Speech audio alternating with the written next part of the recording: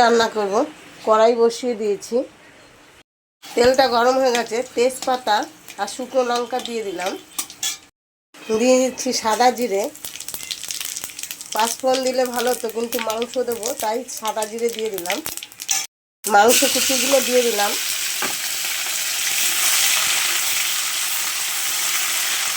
দিয়ে দিচ্ছি একটা পেঁয়াজ, রসুন, পেঁয়াজ, কাঁচা লঙ্কা বাটা দিয়ে দিলাম।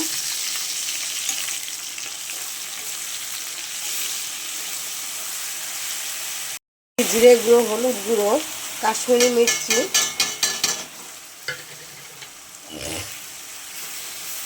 দিচ্ছি লবণ,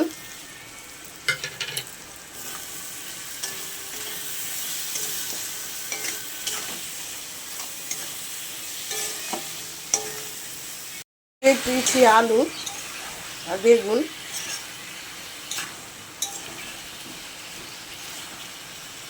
চাল ডাল দিয়ে দিলাম।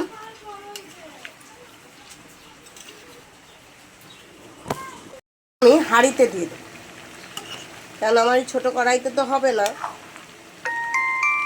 টমেটো দিয়ে দিচ্ছি। খিচুড়িটা প্রায় হয়ে এসেছে।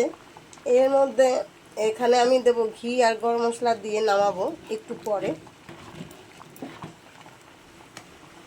দিচ্ছি চিনি আর দিয়ে দিচ্ছি একটু ঘি।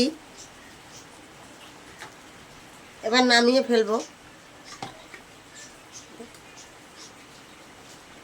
আমার খিচুড়িটা হয়ে গেছে, এবার আমি নামাবো। খিচুড়িটা দেখে যদি ভালো লাগে একটা লাইক, কমেন্ট, শেয়ার করে দেবেন। ভালো থাকবেন।